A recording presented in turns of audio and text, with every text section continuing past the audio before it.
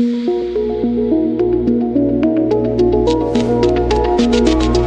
beaucoup, bonjour à toutes et à tous. Dakhla, déjà en termes de territoire, c'est 18% du territoire national.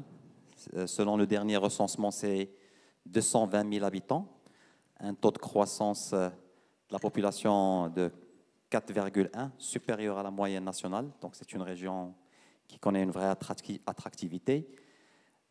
Une contribution au PIB national qui a connu une augmentation de 7%. Des secteurs productifs tels que la pêche, 600 000 tonnes de production par année, ce qui représente 40% de la production à l'échelle nationale.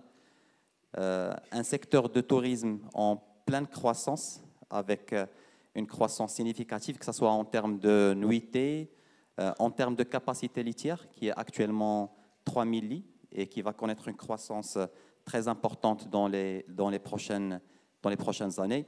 Un taux de chômage faible par rapport à la moyenne nationale et des opportunités prometteuses dans plusieurs secteurs, comme l'a souligné Madame Youzi, le port de Dakhla Atlantique va encore drainer beaucoup d'investissements, beaucoup de personnes qui vont faire le déplacement pour profiter de cette belle dynamique que connaît cette région.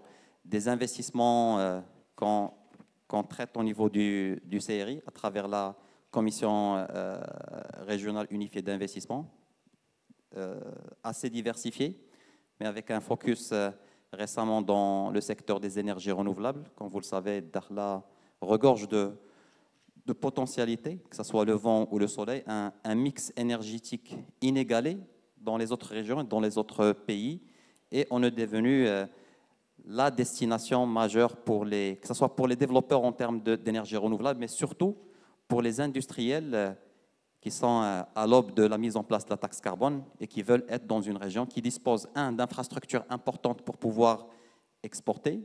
Le port de Dakhla Atlantique en est un exemple, mais aussi un accès aux énergies renouvelables pour pouvoir avoir des facteurs de productivité très compétitifs, mais aussi à côté de marchés dont le Maroc a déjà des accords de libre-échange à proximité d'un marché très émergent, l'Afrique de l'Ouest. Le Maroc aussi, sous l'égide de Sa Majesté, a pu consolider son positionnement en tant qu'un investisseur majeur dans le continent, avec des accords, avec un réseau bien établi à travers ses banques, ses assurances, ses sociétés de développement et de construction. Donc je crois que dans cet écosystème, notre pays est bien positionné et la région de Dakhla Ouad Dahab est amenée à être cette porte d'entrée vers l'Afrique et un vrai hub d'échange entre les différents continents. En matière d'investissements nationaux, étrangers, comment ça se passe? C'est vrai que Dakhla, ces dernières années, connaît un influx important de la part d'investisseurs, qu'ils soient nationaux ou étrangers. Certes, il y a des choses sur lesquelles il faudra encore travailler en termes de modernisation d'infrastructures, en termes de réhabilitation de la ville, en termes de mise en place de certaines infrastructures nécessaires à l'attractivité territoriale, les équipements d'éducation, les équipements de santé. D'ailleurs, la région a connu l'ouverture d'un établissement privé. Il y a la fondation Mohamed VI qui est en cours pour la préparation du nouveau CHU. Donc, on reçoit pratiquement cette année, on a reçu des investissements ou des intentions d'investissement de la part de plusieurs nationalités, Europe, Amérique, Moyen-Orient. Donc c'est une région qui connaît un vrai boom économique qu'il faudra accompagner à travers le CRI, mais surtout à travers tout l'écosystème pour réussir cette transformation et cette mutation économique qui est en train de s'opérer. Le capital humain, je dirais que c'est un facteur important pour la réussite. On ne peut pas parler d'un développement durable.